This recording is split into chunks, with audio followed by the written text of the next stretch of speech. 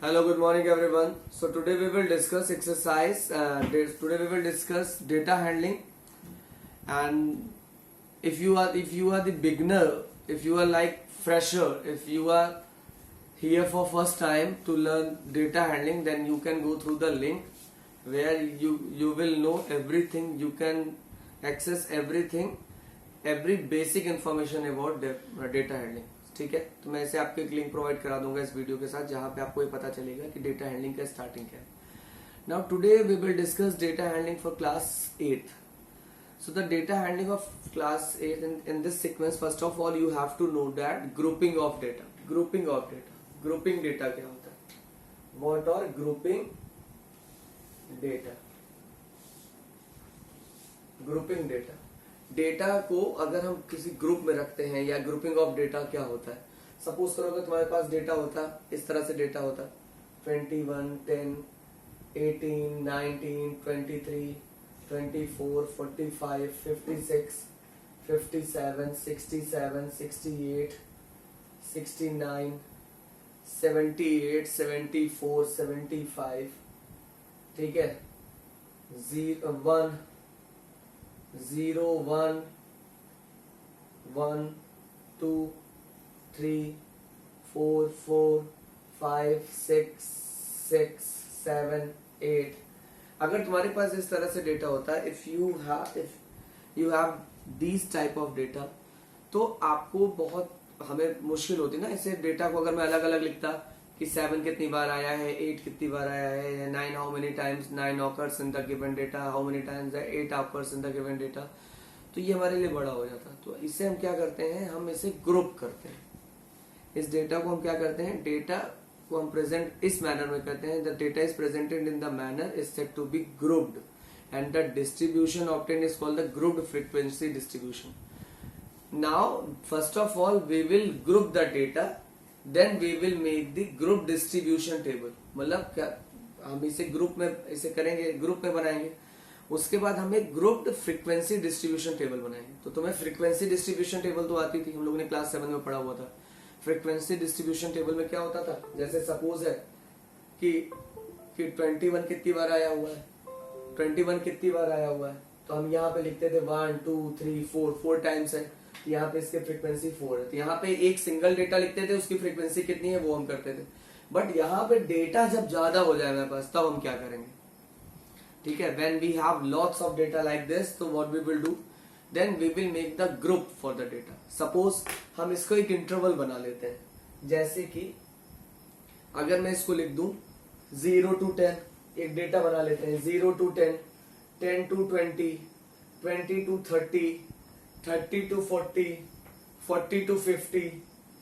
तो ये क्या हो जाएगा, अगर मान लो ये एक नंबर है कुछ बच्चों का, अगर मैं मान लो कि ये कुछ मार्क्स है, मैथमेटिक्स में बच्चों के मार्क्स हैं, तो अगर मैं ये चीजें कर लेता हूँ कि मैथमेटिक्स में मार्क्स है, तो फिर हमें क्या करना होगा, मुझे ये चेक करना होगा. अब मैं ये, जैसे मैंने रेंज बना ली 0 to 10, तो अब जितने बच्चे ने 0 से 10 मार्क्स जितने बच्चों के आए, ठीक है, उनको मैं इस रेंज में रख दूंगा. जैसे कितने बच्चों के 0 से 10 के बीच में मार्क्स आए, एक ही आया है, एक बच्चा ये है, एक बच्चा ये है, एक बच्चा ये है, एक बच्चा ये है. तो टोटल 4 से 5 बच्चे ऐसे हैं, 4 to 5 students are there who got marks between 0 to 10. तो हम उन बच्चों को क्या करेंगे, उस ग्रुप में रख देंगे. जैसे अब जितने बच्चे 10 से 20 के बीच में जितने बच्चों को मार्क्स मिला होगा, उसको हम इस ग्रुप में रख देंगे 10 और 20 के बीच. जितने बच्चों को 20 से 30 के बीच में मार्क्स मिला होगा, उसको हम इस ग्रुप में लिख देंगे 20 से 30 के बीच, कि 20 नंबर या 20 नंबर या 30 नंबर पाने वाले बच्चों की नंबर कितने हैं. लेकिन एक चीज तुम देख रहे होगे, यहाँ पे मैंने जो इंटरवल बनाया है, जरा ध्यान से देखना.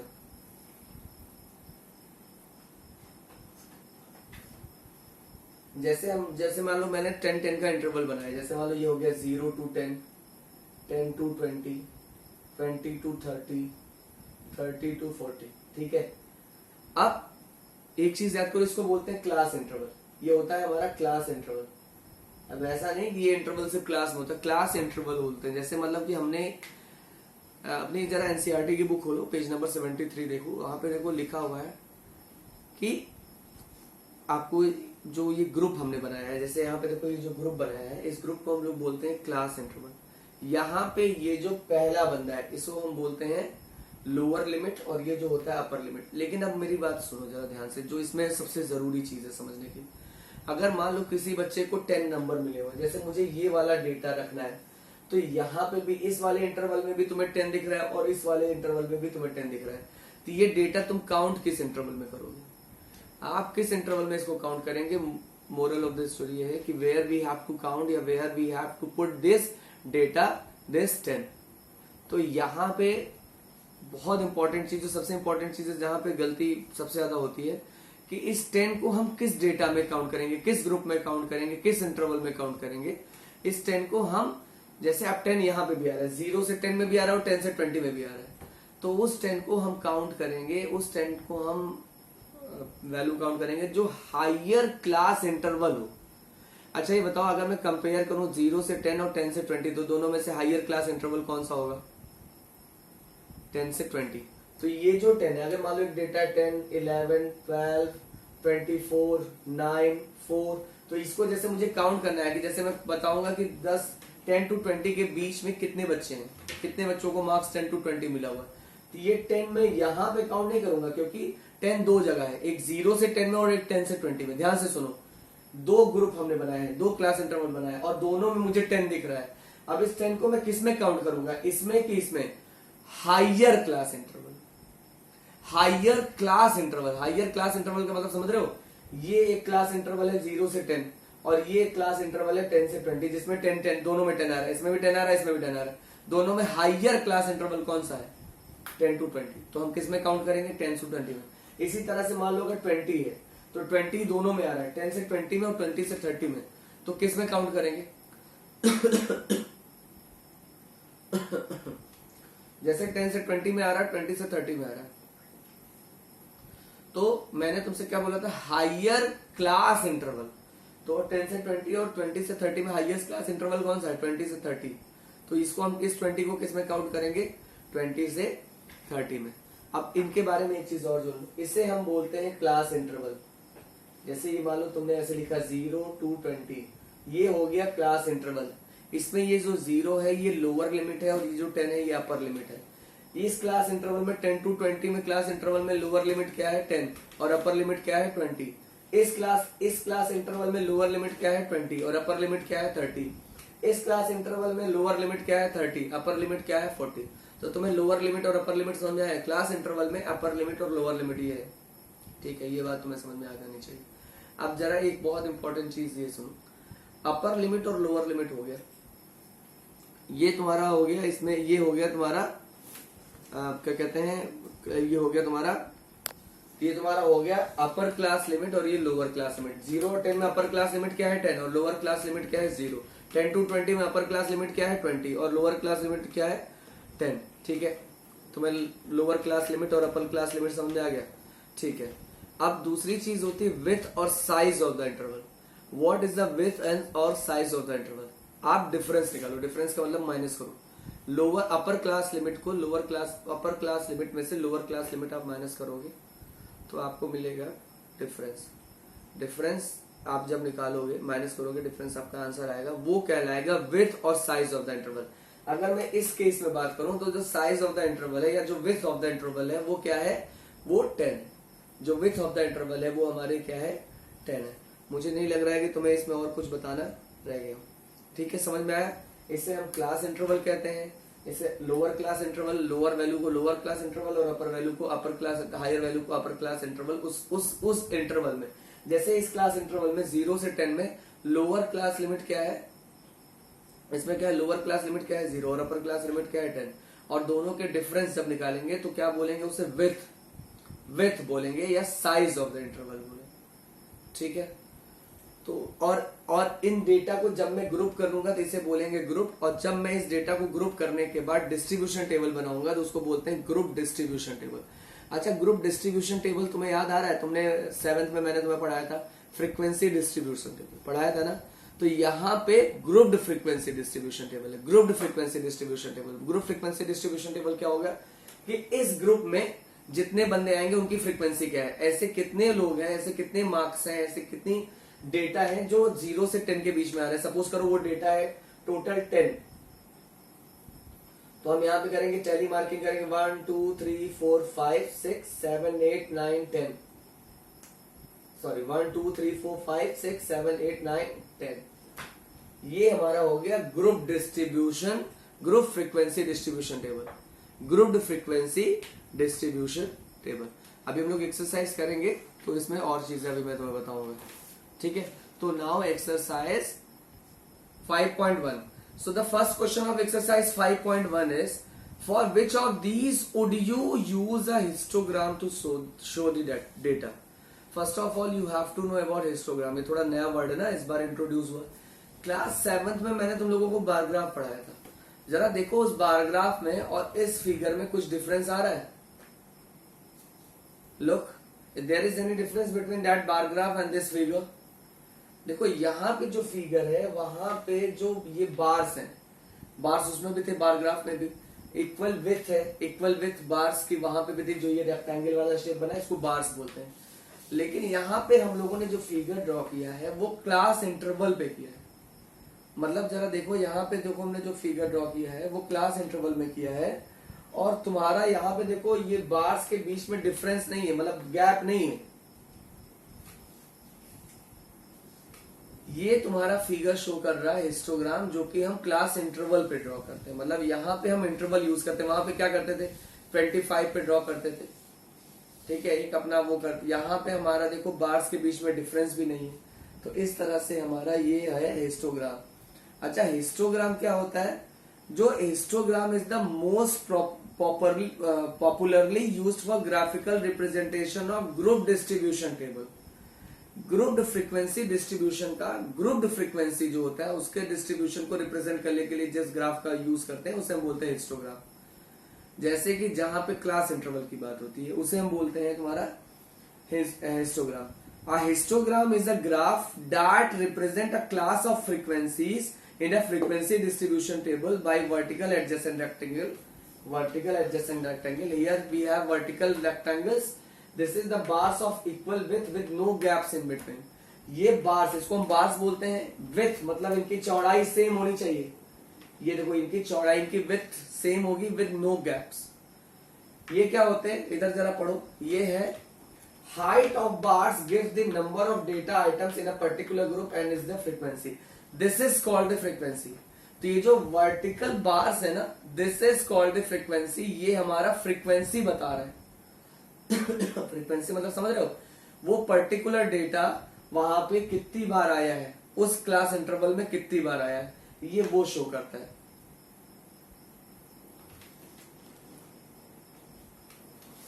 हाइट ऑफ द बार्स, ये जो हाइट ऑफ द बार्स है ये क्या शो कर रही है? Number of data items in a particular group and is the frequency, और इसको फ्रीक्वेंसी बोलते हैं।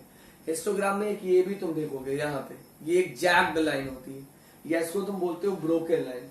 जैग्ड लाइन या ब्रोकन लाइन, जैग्ड लाइन या ब्रोकन लाइन का मतलब ये होता है कि वी आर नॉट, हमारा ये क्या हो रहा है, we are not taking the class interval from 0 to 10, हम उसको नहीं ले रहे हैं।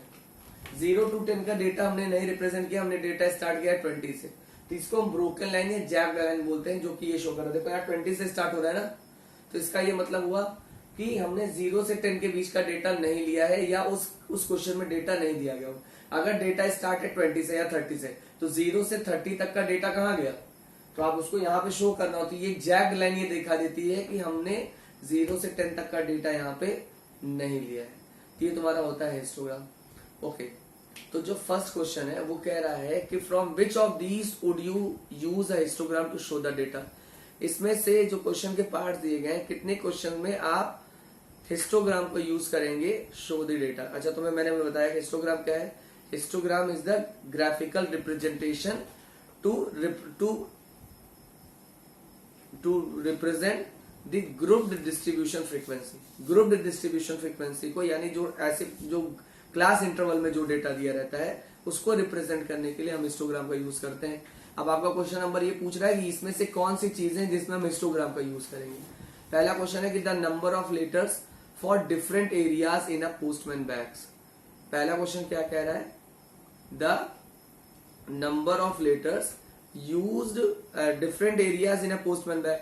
तो ये तुम देखो जो नंबर ऑफ लेटर है उसे हम किसी number of letters for different areas in a postman bags, तो यार वो डिफरेंट एरियाज के लिए कितने पोस्टमैन, इसको मैं किसी भी क्लास इंटरवल में नहीं ले पाऊंगा।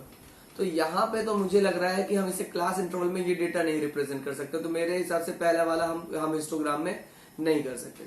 तो according to you if you can make then make it, but according to me the first question we can not show this data for this question in histogram.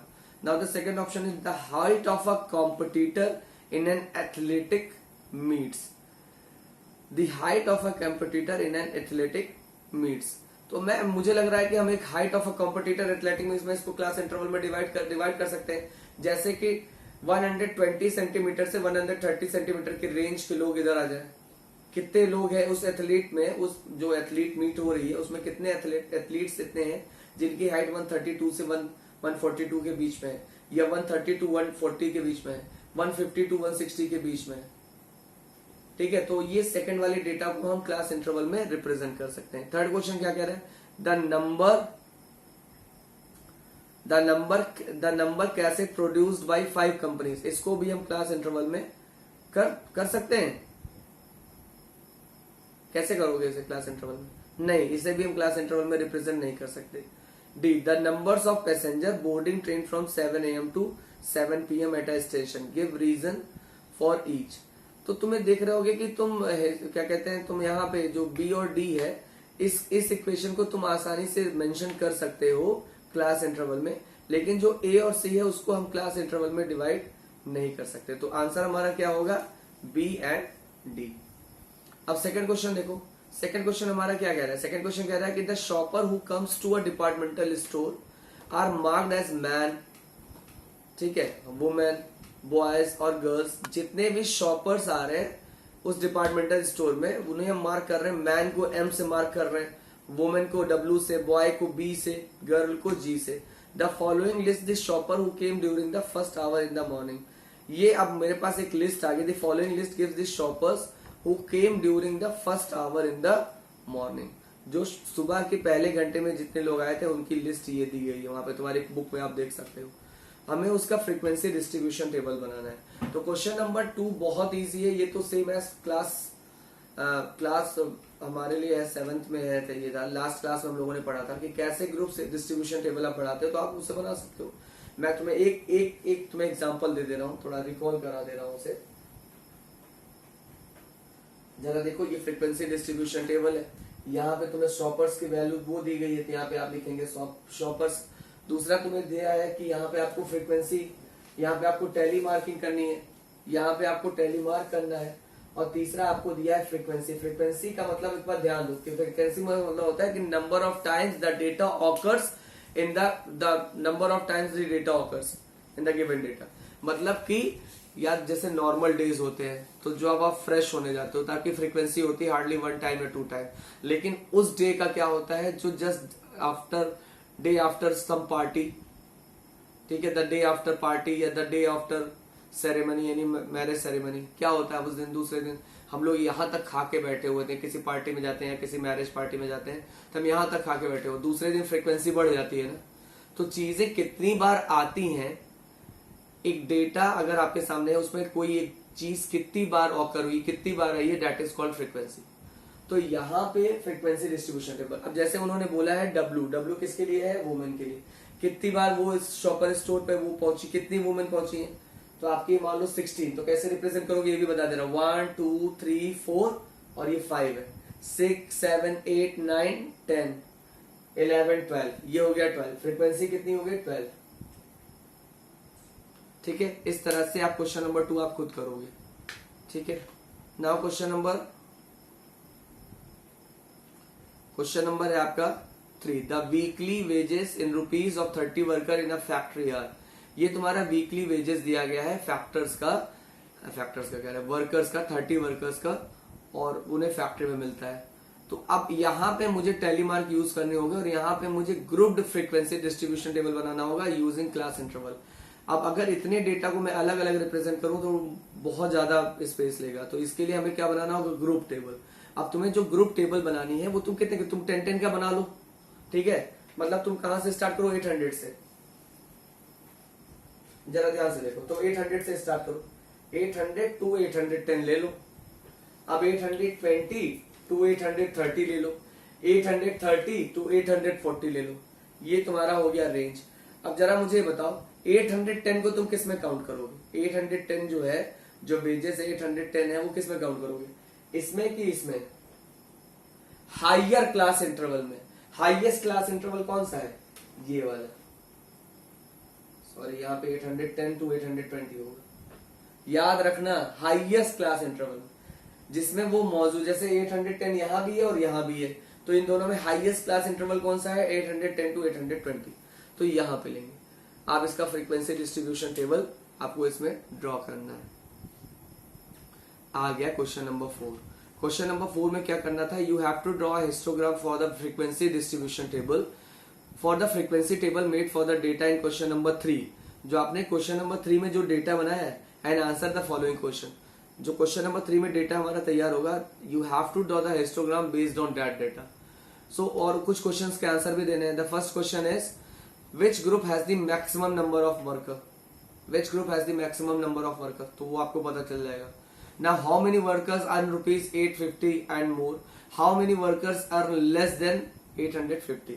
अब वहां पे जो आपको हिस्टोग्राम बनाना है, you have to use graph paper, and if you want to do, then you can do this exercise or this chapter in graph paper. अब जरा एक बार मैं तुम्हें थोड़ा सा बता देता हूँ कि कैसे आप फ्रीक्वेंसी वो बनाओगे, क्या कहते हैं, हिस्टोग्राम बनाओगे। तो सिंपल सी बात है, यहाँ पे आप नंबर ऑफ वर्कर्स ले लेंगे, यहाँ पे आप ले लेंगे नंबर ऑफ वर्कर्स, ठीक है, और यहाँ पे आप लेंगे हॉरिजेंटल एक्सिस पे आप लेंगे क्लास इंटरवल। तो आपकी क्लास इंटरवल कहाँ से है? यहाँ 0 से तो स्टार्ट नहीं हो रहा, 800 से स्टार्ट हो रहा है। तो यहाँ पे क्या बनेगी? Jacked line. तो पहला क्या होगा? पहला पॉइंट होगा 800, दूसरा होगा 810, तीसरा होगा 820, चौथा होगा 830। समझ गए ना? देन होगा 840, देन होगा 850। आपको यहाँ पे रेंज करना है। अब जैसे आपका है 810 से, जरा मैं देखूं 800 से 810 में कितनी फ्रीक्वेंसी है? 3। तो आप कैसे ड्रॉ करोगे? नंबर ऑफ कैसे ड्रॉ करोगे? नंबर ऑफ वर्कर्स कितने? 3। तो यहाँ पे आपको कहाँ लेके जाना है? यहाँ पे आप 1 लिखो, यहाँ पे 2 लिखो, यहाँ पे 3 लिखो, यहाँ पे 4 लिखो, ऐसे 5, ठीक है। तो यहाँ तक आप लेके जाओगे, ऐसे ऐसे और ऐसे। ये आपका एक क्लास इंटरवल हो गया। 800 से 810 तक 3 वर्कर्स हैं, ठीक है। मतलब जिसको इतने वेजेस मिल रहे हैं, ऐसे 3 वर्कर्स हैं। अब उसके बाद तुम्हें ऐसे ही करके सारे के सारे इस पे आपको डेटा रिप्रेजेंट करना है, ठीक है। अच्छे से करिए और मुझे कमेंट सेक्शन में बताइए कि आपको समझ में